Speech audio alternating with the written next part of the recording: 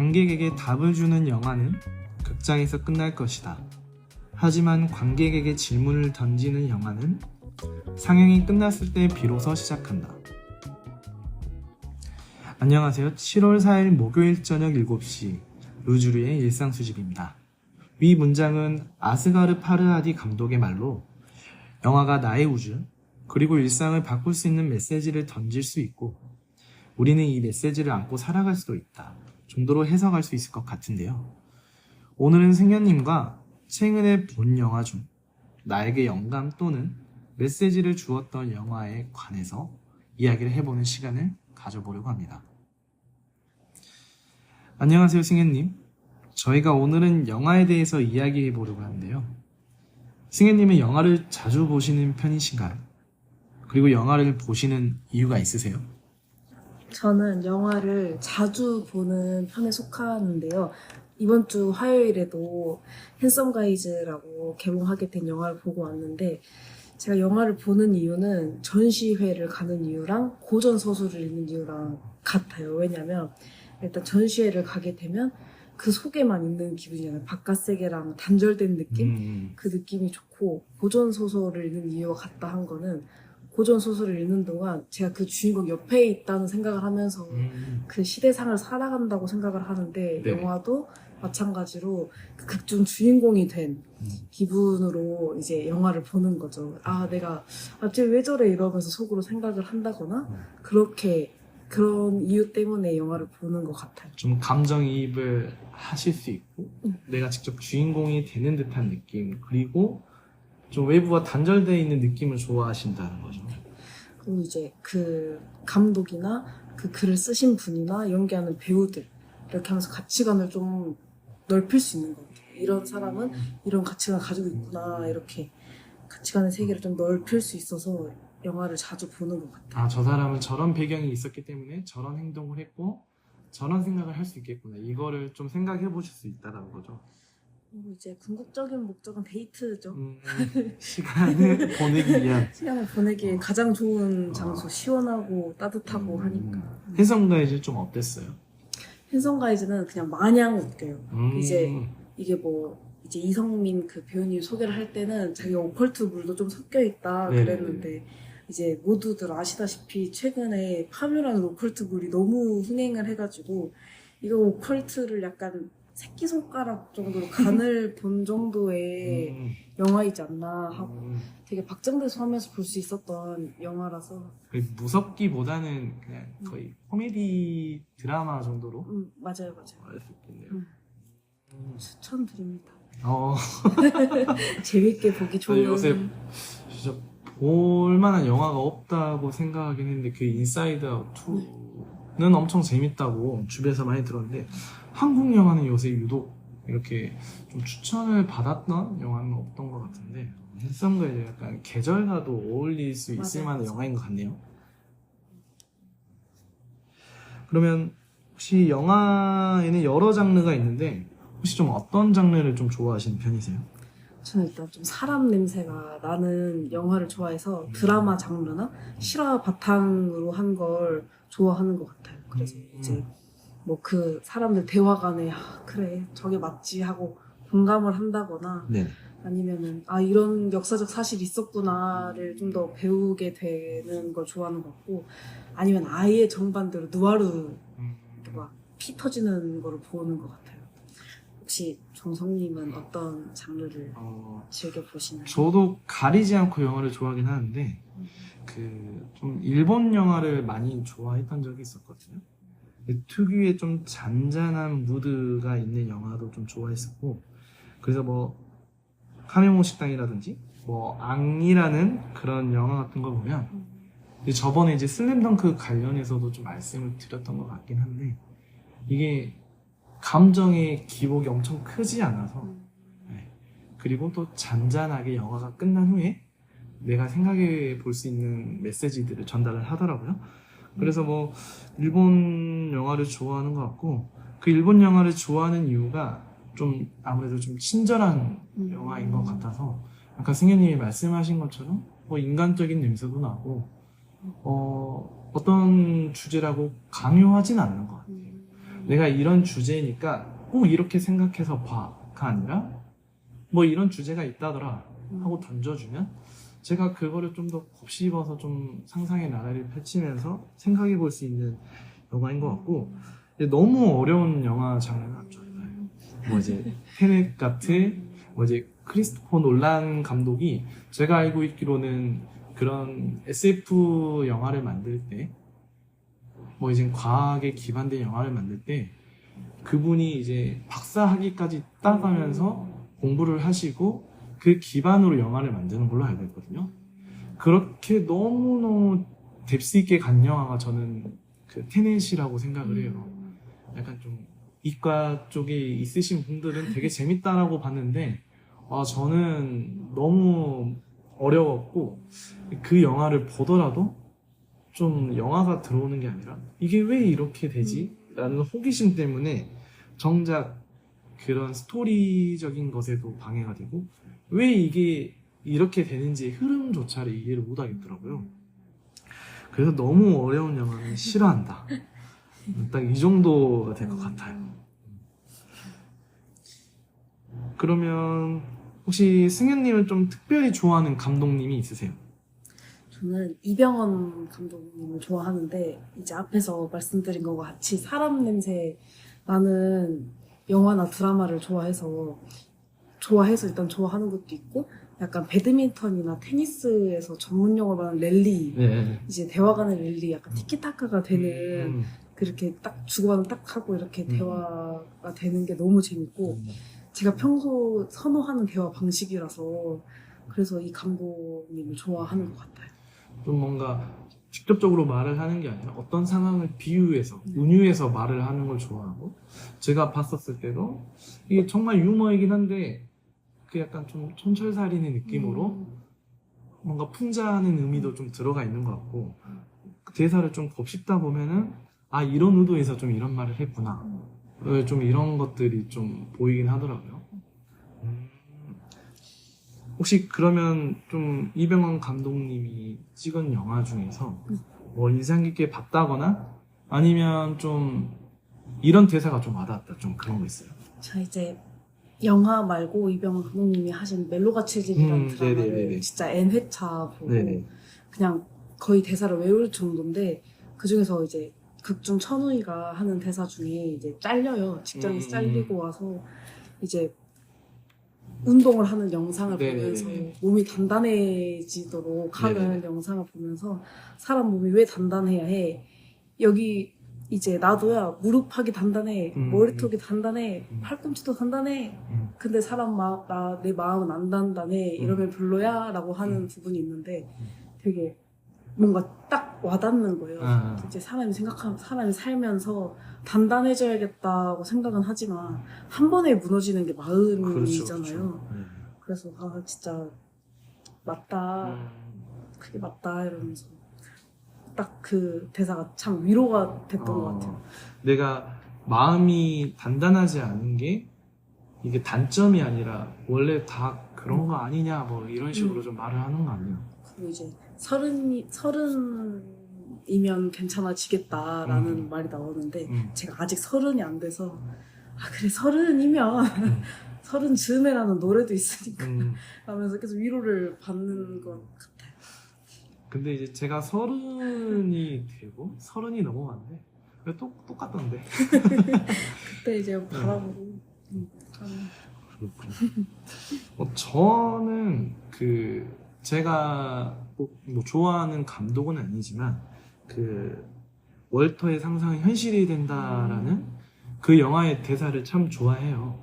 그 영화를 보면 월터 미티라는 주인공이 있는데 라이프 잡지사에서 이제 사진기사로 일을 하다가 그 회사가 어려워져서 다른데 이제 인수합병을 하게 된 과정을 그리는 영화인데 그 사진기사가 이제 어떤 사진의 정수가 담긴 그 사진을 이제 라이프지에 마지막 표지로 실으려고 하는데 그 사진 필름이 없어진 거예요. 그래서 그 필름을 찾으러 가면서 본인이 어렸을 때 꿈꿔왔던 것들을 잃어버렸던 것들을 또 같이 찾으러 간다라는 그런 의미거든요. 그래서 많은 분들이 공감을 하실 텐데 지금 저희가 현실에 묶여 있지만 우리는 언젠가는 꿈을 찾아서 떠나야 한다라는 내용이에요. 그래서 그 메시지를 주는 그게 라이프사 잡지의 슬로건인 것 같아요. 그래서 그 슬로건이 어떤 거였냐면 세상을 보고 무수한 장애물을 넘어 벽을 허물고 더 가까이 다가가 서로를 알아가고 느끼는 것, 그것이 우리가 살아가는 인생의 목적이다 라고 라이프 잡지사의 그런 슬로건을 읽어주는 장면이 있었거든요. 그래서 제가 나이를 먹어가면서 제가 잃을 것들이 너무 많다라고 좀 생각이 들고 제가 가진 것 때문에 좀 무거워져서 이게 가볍게 실행하고 떠나는 거를 좀 주저하는 게 있는 것 같더라고요. 그래서 어렸을 때도 참 그 말이 와닿았지만 지금 또 생각해보면 지금 이 나이에도 더 와닿는 그런 대사이지 않나 라는 좀 생각이 들어서 이 대사가 가장 좀 제 마음속에 간직하고 있는 대사이기도 하고 언젠가는 이거를 한번 좀 실현할 때가 오지 않을까? 좀 그런 생각을 하게끔 하는 영화였고 대사인데 이것도 승현님도 보셨다고 하셨나요? 맞아요. 저 재밌게 봤는데 뭐 꿈에 관련한 얘기를 하셔서 네. 라라랜드도 진짜 N회차 봤는데 네. 제가 이제 또 대사 하나 더 적어왔는데 네.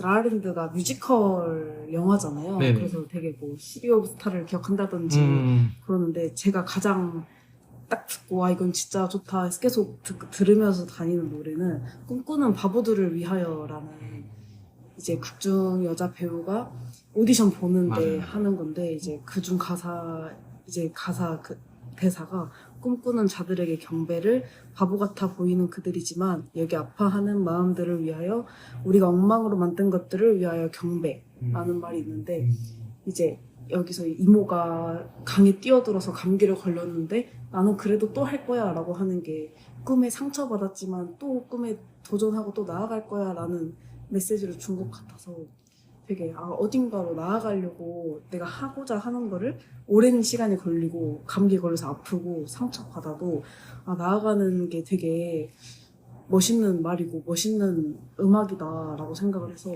항상 이 노래랑 이 가사를 되새김질하면서 살아가는 것 같아요. 맞아요. 요새는 제가 이제 유퀴즈라는 프로그램에서 그 최하정 님께서 이제 DJ를 28년 동안 하시고 이제 그만두시면서 가장 존경스러운 게 어떻게 그렇게 지속 가능하게 꾸준하게 할까라는 생각이 참 대단하다고 생각이 좀 들거든요. 예전에는 내가 내가 한 번에 이렇게 성공하는 거를 되게 대단한 사람들이다라고 생각을 했는데 지금은 좀 바뀐 게 되게 내가 한 분야를 꾸준히 승현님께서 말씀하신 것처럼 내가 이걸 가지고 성공을 할 수도 있고 실패도 할 수 있지만 그거를 참아내면서 꾸준히 내가 20몇 년 동안 20몇 년이 아니더라도 뭐 지속 가능하게 한다라는 게 그게 참 저도 요새 좀 대단하다고 느끼거든요.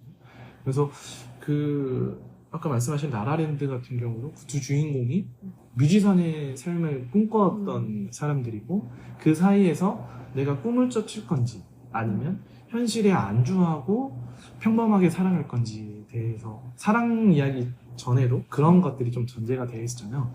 그래서 그런 가사들이 나왔던 장면인 것 같은데 지금 딱 그런 것들이 뭔가 저희의 그런 방향을 좀 제시해 주는 것 같은 대사이긴 하네요. 그래서 멋있더라고요. 뭔가 이제 어쨌든 이 라라랜드를 보고 그 남자 배우랑 여자 배우가 서로 사랑의 결실을 근데 이거는 맺게 되지는 않지만 이거를 뭐 해피엔딩이 아니다. 근데 사실상 각자 꿈을 이뤘으니까 꿈에 대해서는 해피엔딩이다 라고 말을 하더라고요. 근데 저는 꿈을 이야기한 영화인 것 같아서 이제 여자는 자신이 그 연기하던 오디션에서 연기하던 그런 배우가 되어 있었고 그 남자는 자기가 그 비싸게 주고 산 그 의자에 앉아서 그 여자가 지어줬던 이름으로 재즈바를 운영하고 있는 게 되게 너무 감명 깊고 그 꿈을 서로 응원했던 사이라는 게 되게 멋있더라고요. 그래서 저 이 영화도 추천. 네. 저도 좋았던 것 라라랜드를 다시 한번 좀 봐봐야 될 것 같긴 해요. 라라랜드가 살짝 저는 루즈한 느낌이 있었거든요.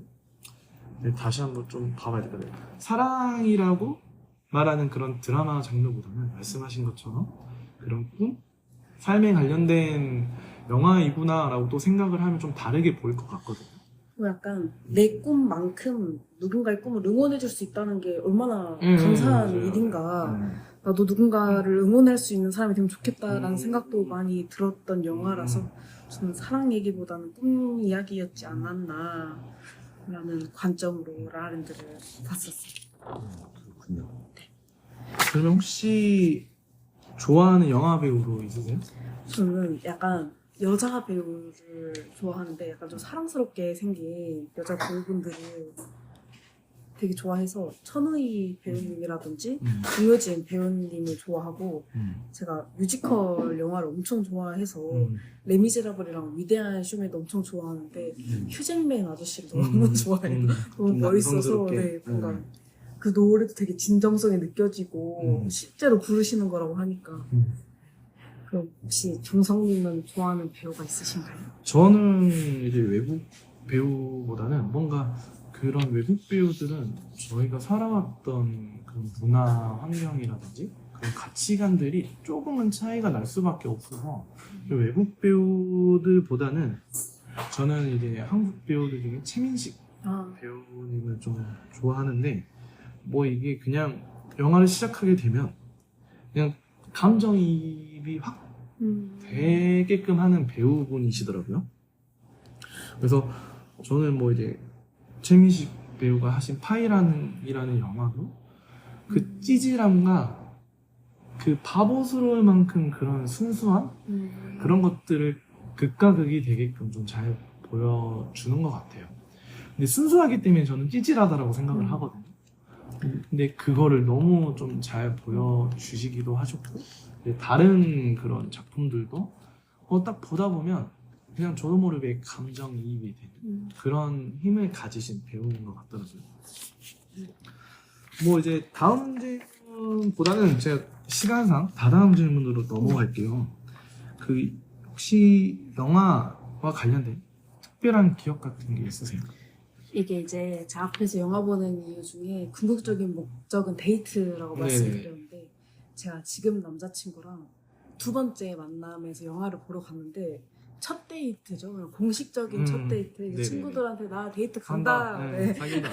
할 수 있는 그 첫 데이트였는데 이제 지금 남자친구분이 영화 예매를 해주셨는데 나름 유명한 배우 이제 마크 러팔러랑 앤 해스웨이가 나오는 유명한 영화를 보러 갔는데 실화 바탕이래요. 그래서 와 진짜 흥미롭다 이렇게 해서 보기 시작했는데 영화 시간이 길었어요. 2시간을 넘겼는데 이게 실화다 보니까 좀 더 사실적으로 풀어내려고 했었던지 뭔지 모르겠지만 다크워터스라는 영화인데 자꾸 이름부터 살벌하네요. 그 다크워터 때문에 젖소들이 폐공장 그 폐수 때문에 젖소들이 죽어나가는 영화였는데 사실 지금 보면 되게 재밌게 보겠지만 그 당시엔 약간 좀 설레는 영화라든지 그렇죠. 무서운 영화라든지 이 꽁트는 이게 감정들이 요동치는 그런 영화가 이제 어쩔 수 없이 졸았는데 졸다 깰 때마다 젖소들이 죽어나가서 이제 그 영화를 봤던 기억이 이제 저 같은 경우는 뭐 저도 이제 데이트하러 영화관을 많이 가긴 했지만 저는 혼자 보러 간 영화관의 그 느낌이 좋아서 그 영화에 관련된 특별한 기억이라고 하면 저 혼자 갔던 그런 기억들이 좀 많이 나는 것 같아요. 이제 위플래시 같은 경우는 정말 더운 여름날 걸어서 아침에 조조 영화를 보러 갔던 기억이 났고 이제 캐롤 같은 영화는 왠지 모르지만 좀 새벽에 추운 겨울날에 보러 갔던 기억이 나거든요. 그래서 저는 뭐 영화가 인상 깊었다라기보다는 그 영화를 보러 갈 때 나 혼자 갔고 그 혼자 갔던 그 기온, 날씨, 그 배경들이 좀 기억이 나는 것 같아요. 그래서 저는 영화와 관련된 특별한 기억은 한 요 정도로 좀 기억에 남는다 라고 좀 생각이 들고 이제 마지막 질문인데요. 그 뭐 최근에 본 영화 중에 그 승현님에게 뭐 일상에 울림을 준 영화가 있었을까요? 그리고 간단히 좀 소개해 주실 수 있는지. 이건 이제 한 번 봤으면 두 번은 보고 싶어 하는 영화인데 고레에다 히로카즈 감독의 괴물이라는 영화예요. 근데 이게 네.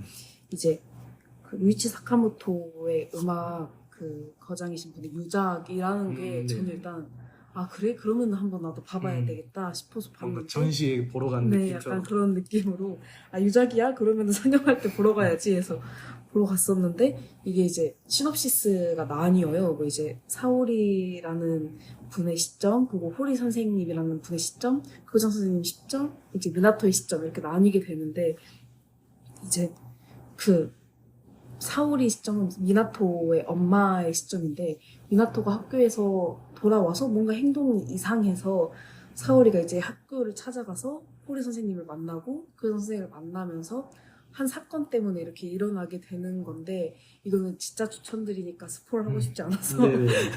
그리고 이제 그러면 이제 사오리 시점에서 볼 때는 누가 이상해. 그리고 이제 이 미나토라는 친구가 괴물은 누구게? 괴물이 누구게? 이런 완전 어두운 동굴에서 괴물이 누구야? 누가 괴물이게? 이렇게 하니까 이제 엄마 딴에는 이상하고 애가 평소 하던 행동이 이상하고 이렇게 해서 이제 학교를 찾아가고 이렇게 되는 건데 이제 누가 괴물이게? 라는 질문을 들은 순간 계속 이 극 중에서 누가 괴물일까? 누가 잘못해서?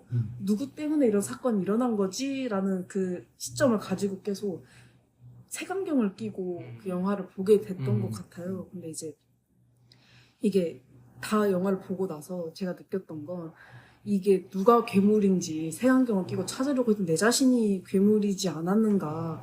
그 모든 한 명 한 명 사람의 사정도 모르고 어떤 사람 배경이 있는지도 모르는데 그 조그마한 단어, 조그마한 편견 하나로 이 사람 자체를 판단하려고 했던 제가 너무 이제 좀 부끄러운 거죠. 그래서 요새는 이제 사람이 욕심이 많아서 온 한 명의 사람을 다 이해하려고 하는 경향이 있는데 그렇지 않고 그냥 존중하고 인정하려고 살아가고 있는 것 같아요.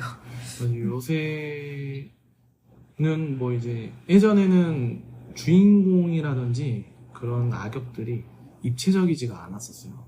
그래서 예전 글들을 보면 한 번 악역은 영원한 악역이었던 걸로 기억이 나는데 이제 승현님하고 잠깐 이야기를 했었지만 이제 마블이라는 영화에서 그 이제 어벤져스의 시빌워라는 영화를 보게 되면 이제 다 히어로인데 싸워요. 각자의 이유만을 가지고.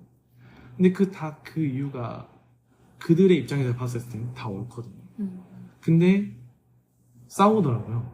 그래서 내가 어떤 이유를 가지고 싸웠을 때 뭐 이제 그들의 입장에서는 악역이 될 수도 있고 그 다음에 또 선역이 될 수도 있더라고요. 그래서 이제 저도 이제 생각을 해보면 또 다른 예로는 그런 조커 같은 영화를 보다 보면 조커가 이래서 억지로 웃을 수밖에 없고 이러한 차별을 당해왔고 이러한 억압을 받아왔기 때문에 이러한 성격을 갖고 왜 이러한 일을 벌렸는지를 생각을 할 수 있게 되더라고요. 그래서 악역도 사람이었고 그 사람을 악역으로 만드는 건 사회인 것 같다라는 메시지들의 영화들이 많이 있는 것 같더라고요. 그래서 이제 그런 것처럼 승현님이 말씀하신 것처럼 그런 입체적인 것들이 그런 여러 가지를 좀 생각을 해볼 수 있게 하는 영화이고 그 감독님 자체가 그런 메시지를 야 답은 이거야 라고 아니라 답은 정해져 있지만 이런 거 같은데 너네 생각은 어때? 이렇게 던져주는 좀 그런 감독인 것 같아서 승현님 좀 재밌게 보신 것 같네요. 조커는 진짜 찝찝하게 봤다. 맞아요. 네.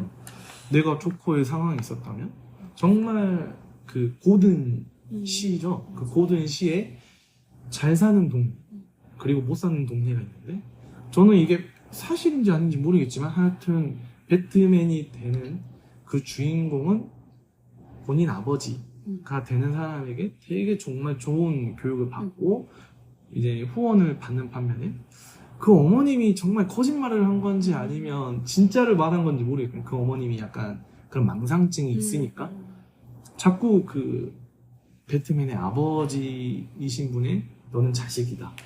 네, 이걸 말을 하는데 이거 정말 맞는지 아닌지 모르겠지만 조커 역시 그 아버지께 갔었고 버림받았다라는 이런 사실 그런 차이 그래서 그리고 또 이제 약간의 조증과 우울증을 갖고 있잖아요. 어머님이 유전 때문에 그래서 그런 환경이라면 저 역시도 조커와 같이 되지 않았을까?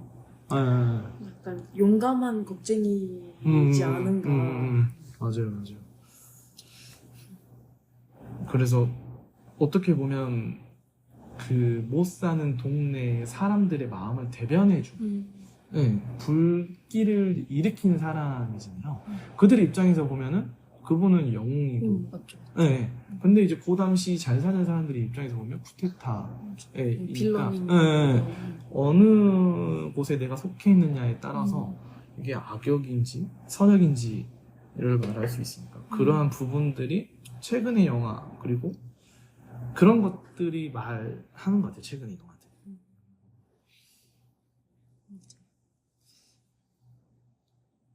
저한테도 물어봐 주셔야 돼요. 혹시 정성님은 요 이제 올림을 받으신 영화가 뭐 있을까요?